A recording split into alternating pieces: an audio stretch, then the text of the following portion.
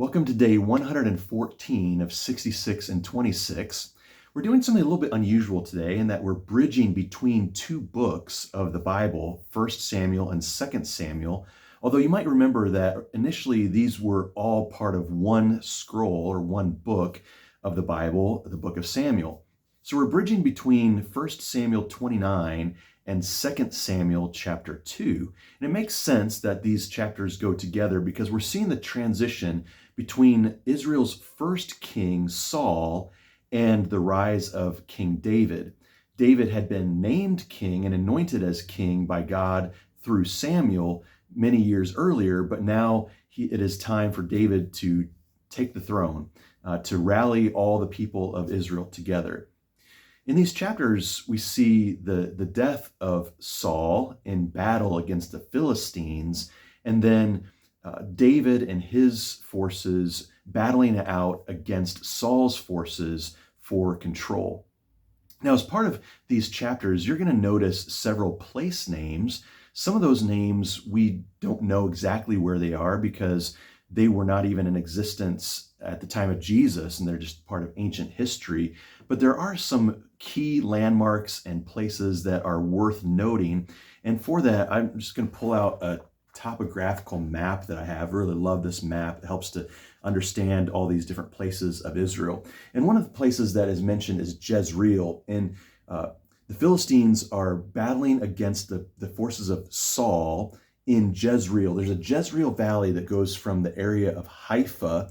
That's a low-lying area, the Valley of Jezreel, that goes from Haifa down toward the Jordan River Valley and Jezreel. And then there's a town where after Saul was killed and his sons with him, then Saul's body and his sons' bodies were nailed up to the wall of a city called Beth-shan.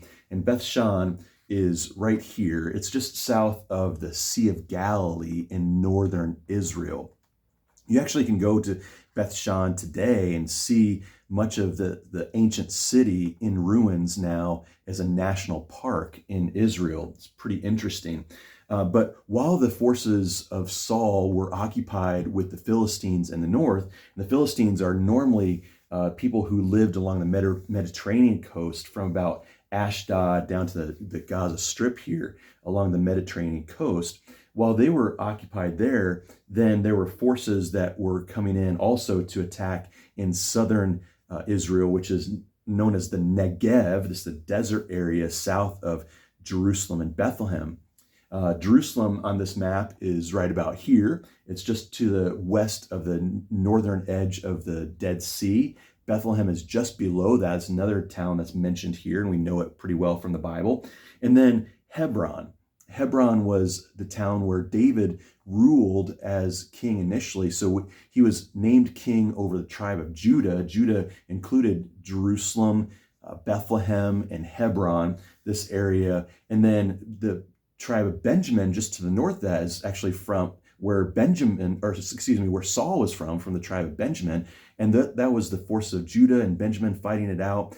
And since Saul was king over all of Israel, then his son was named initially to be king, but not over all of Israel, because Judah stayed with King David because he was from the tribe of Judah. We're going to see in the coming chapters in 2 Samuel how all the forces, all the troops, and all the tribes of Israel then rally around David, and it becomes a unified kingdom once again under the second king, and that is David. That's in the weeks to come. Hopefully you like the explanation of some of the geographical places and the places where the things are happening in this story in the part of the Bible that we're looking at now as we bridge between 1 and 2 Samuel today.